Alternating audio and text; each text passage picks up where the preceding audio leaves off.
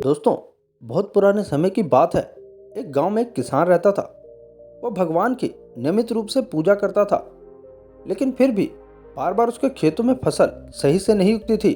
कभी भयानक बारिश हो जाती थी, कभी तेज धूप पड़ती थी, कभी कभी तेज तूफान, बारिश और ओले गिर जाते थे।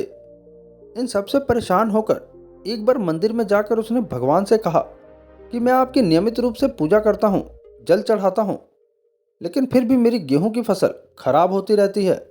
वो भगवान से इतना गुस्सा था कि उसने भगवान से कहा, भगवान, मुझे ऐसा महसूस होता है जैसे कि आपको किसानी की ज़्यादा समझ नहीं है। मेरी आपसे प्रार्थना है कि मुझे 12 महीने दे दीजिए, जिस प्रकार मैं चाहूँ उस प्रकार का मौसम रहे। उसके बाद मैं आपको दिखा दूंगा कि मैं कितना मेहनती हूँ, भंडार के भंडार भर दूंगा। प्रभु ने कहा, जाओ, तुम्हारा कल्याण हो। अब जैसे तुम कहोगे वैसा ही मौसम रहेगा।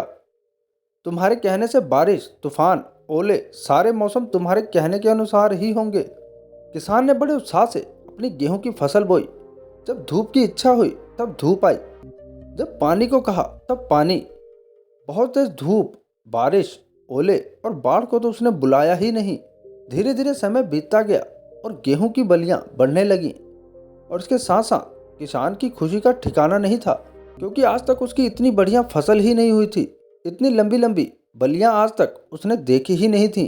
किसान मन ही मन बड़ा खुश हो रहा था और प्रभु को याद करके कह रहा था कि देखो प्रभु, किस प्रकार खेती करी जाती है।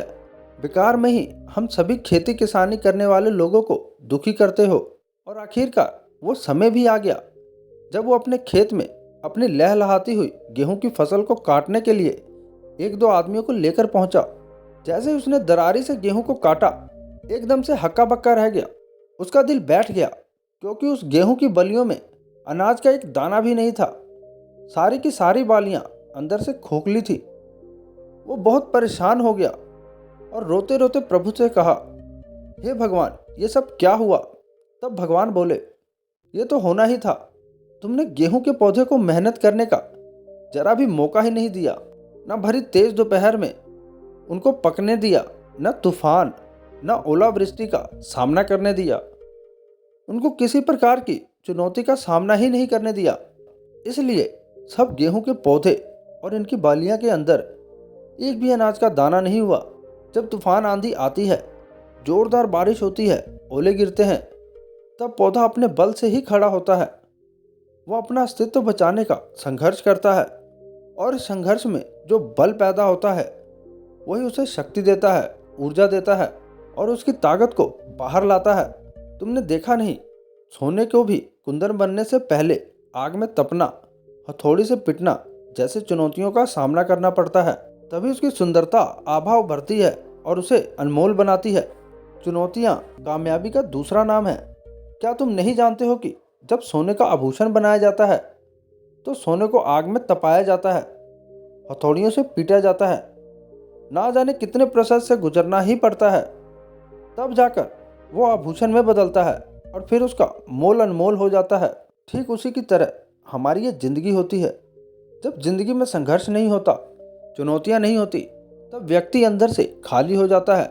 जीवन में आने वाली चुनौतियां, जिम्मेदारियां हमें और ज़्यादा मजबूत बनाती हैं। यही वो अवसर होते हैं जो व्यक्ति के अंदर की आग को बाहर निकालकर उससे कोई महान कार्य करवाते हैं। इसलिए जिंदगी में अगर कामयाब बनना है तो चुनौतियों का आगे बढ़कर स्वीकार करना पड़ेगा। उसके बाद ही हम अपने माँ बाप, भाई बहन, पत्नी और बच्चे और अपने मित्रों का जीवन स्तर सुधारने में अपना योगदान दे सकते हैं।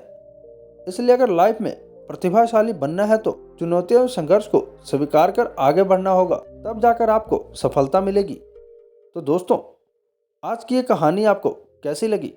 यदि आज की कहानी आपको अच्छी लगी है तो हमारे इस वीडियो को लाइक करके हमारे इस चैनल को सब्सक्राइब जरूर करें, ताकि ऐसी और मोटिवेशनल वीडियो आपको मिलती रहे। तो मिलते हैं अगली वीडियो में। धन्यवाद।